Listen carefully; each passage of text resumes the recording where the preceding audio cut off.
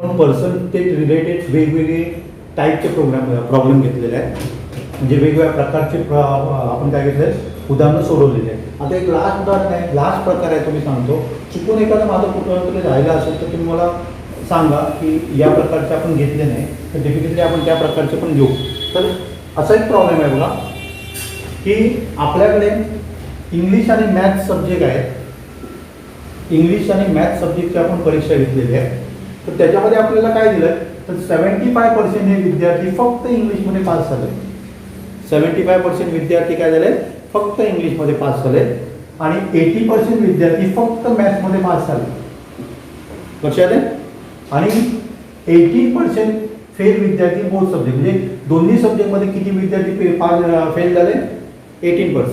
परत एकदा लक्षात घ्या, इंग्लिशमध्ये 75% पास झाले, मॅथ्समध्ये फक्त मॅथ्समध्ये 80% पास झाले आणि त्याच्यापैकी 80% फेल झाले, जे दोन्ही विषयामध्ये फेल झाले, म्हणजे मॅथ्समध्ये पण झाले आणि इंग्लिशमध्ये पण झाले. Total pass in the both the subject, हे दोन्ही विषयात पास झालेल्या विद्यार्थ्यांची संख्या 292 आहे. तर आपल्याला काय करायचं आहे, फाइंड द टोटल स्टुडंट्स, हे आपल्याला काय करायचं. तर आपल्याला इंग्लिशमध्ये किती विद्यार्थी पास झाले, फक्त इंग्लिशमध्ये 75%. हे कशामध्ये झाले सांगा, इंग्लिशमध्ये पास झाले. बरोबर आहे. इंग्लिशमध्ये 75 झाले, म्हणजे इंग्लिशमध्ये फेल किती आले आपले 25% फेल झाले. 25% फक्त इंग्लिशमध्ये फेल झाले. नंतर दुसरा सब्जेक्ट होता तो मॅथ्स. मॅथ्समध्ये फक्त मॅथ्समध्ये पास किती आले 80% पास झाले. टोटल किती फेल झाले सांगा 20% फेल झाले.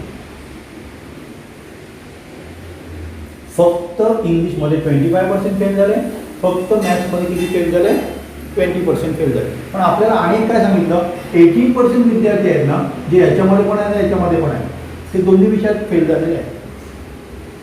ते विद्यार्थी काय असणार आहे, ह्या दोन्हीमध्ये असणार. मग मी काय करतो बघा, 25% प्लस 20%, ह्याच्यामध्ये असे 10 विद्यार्थी आहेत जे काय असणार आहे, याच्यामध्ये पण असणार आहे, याच्यामध्ये पण असणार.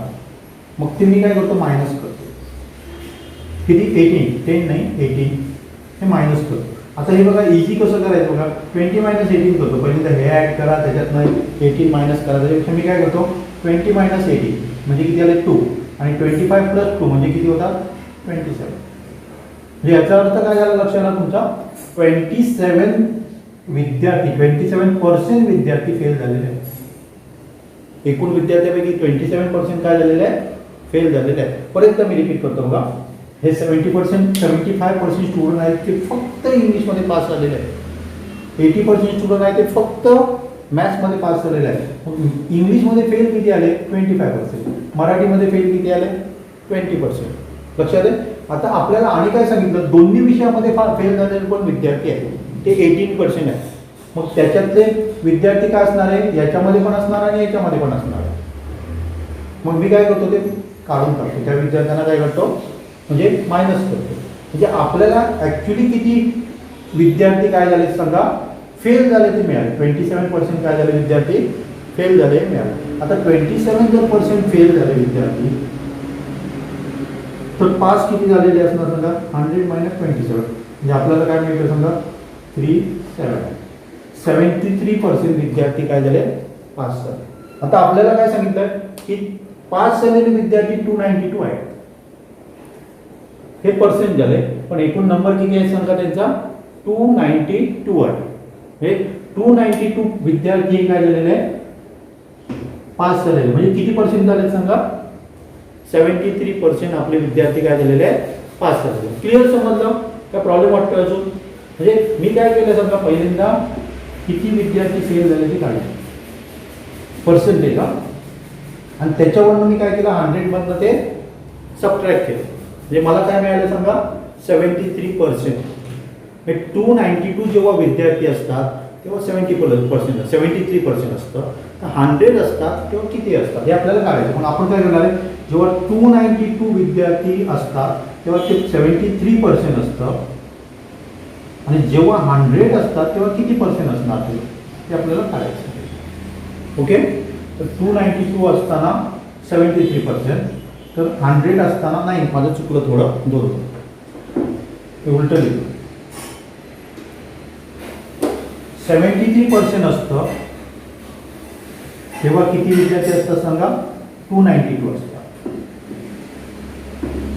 100% विद्यार्थी असणार तेव्हा ॲक्च्युली किती विद्यार्थी असणार ते आपल्याला काढायचं. 73% म्हणजे 292. 100% म्हणजे किती विद्यार्थी असतात, एकूण विद्यार्थी किती आहेत हे आपण बघितलंय बघा. तर मी काय करतो, 292 × 100 डिवायडेड बाय 73. आता जनरली जेव्हा तुम्हाला प्रॉब्लेम दिलेले असतात ना तेव्हा त्याचा भाग कुठेतरी जातच असतो. त्यामुळे आपण काय करूया बघा, इथे 2 आहे ना, हे ती लास्टला 3 आहे. 3 4 जा 12 होतं म्हणजे 2 येतं बघा. मग मी काय करणार इथे बघा, 71 3 चा होतं, 4 चा होतं काय बघूया आपण. 74 3 जा 12 झाला, 1 राहिला, 27 4 जा 28 + 1 12 म्हणजे भाग जातो तो.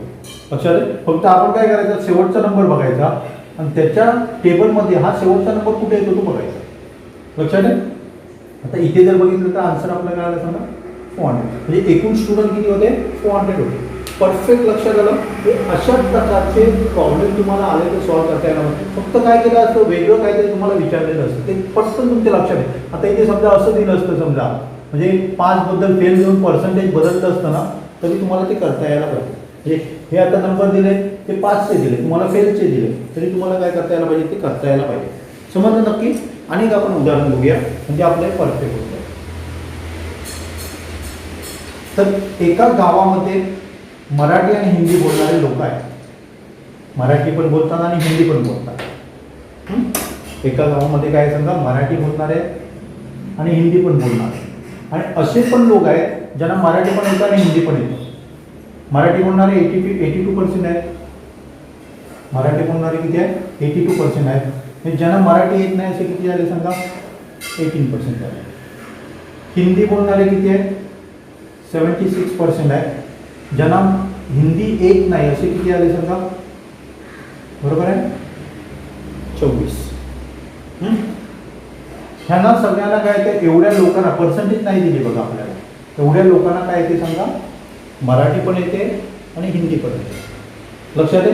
पण अशी पर्सेंटेज आहे 8% लोकांना काही मराठी पण येत नाही, हिंदी पण येत नाही. आपण काय केलं बघा, ह्यांना हिंदी येते, मराठी येते सॉरी, आणि ह्याला हिंदी येते. हिंदी येत नाही. 82% काय सांगितलं, मराठी येते.